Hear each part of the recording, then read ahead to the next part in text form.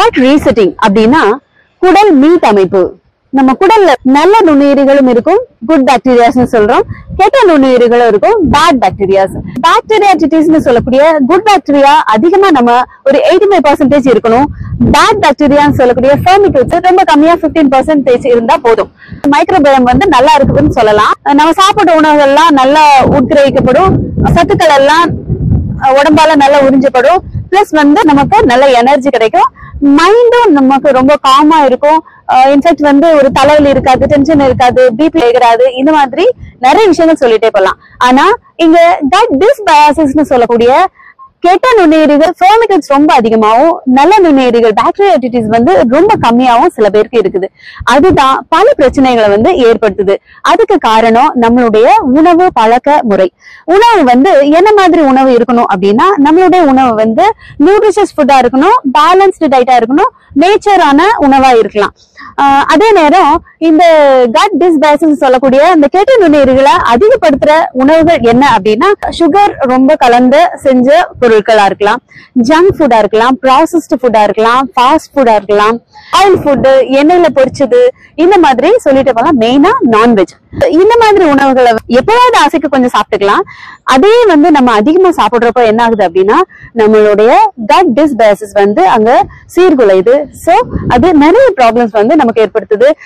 உதாரணமா நமக்கு வந்து மைக்ரேன் ஹெட்டேக் வரலாம், அன்எக்ஸ்பெக்டட் வெயிட் கெயின், வெயிட் வந்து கண்ணா பின்னான்னு ஏறிட்டு போகலாம், தொப்பை வைக்கலாம், ஜாயிண்ட் பெயின் வரலாம், mood swings, anxiety, depression, stress, எப்பவுமே ஒரு மன சோர்வு, இதெல்லாம் ஏற்படுறதுக்கு காரணம் வந்து இந்த கட் டிஸ்பயாசிஸ்னு சொல்லக்கூடிய இந்த கெட்ட நுண்ணுயிரிகள் அதிகமா இருக்கிறதும் நல்ல நுண்ணுயிரிகள் வந்து கம்மியா இருக்கிறதும்.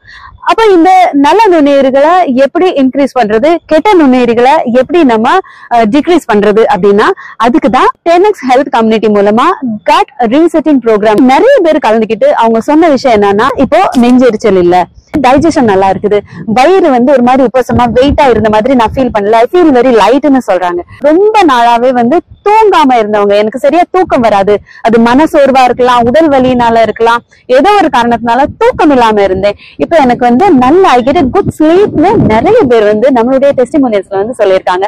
சோ நம்மளுடைய குட் பாக்டீரியாஸை இன்க்ரீஸ் பண்ணணும் அப்படின்னா அதுக்கு ஒரே வழி கட் ரீசெட்டிங் வந்து நம்ம பண்ணியே ஆகணும்.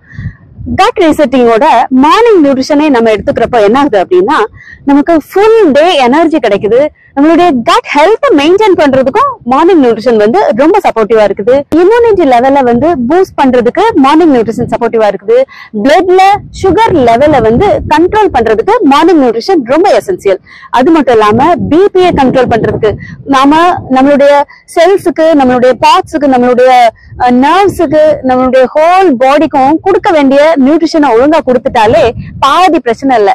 சத்துக்கள் இல்லாததுனாலதான் சின்ன சின்ன எமோஷன் வேரியேஷன்ஸ், மூட் ஸ்விங்ஸ் இதெல்லாம் வருது. அதனாலதான் நமக்கு வந்து பிரஷர் ஏறுது. அங்க பிளட் வந்து நார்மலா போறதுக்கும் பிரஷரோட போறதுக்கும் வித்தியாசம் இருக்குது. அங்க பிளட் பிரஷர் வந்து ஏற்படுது.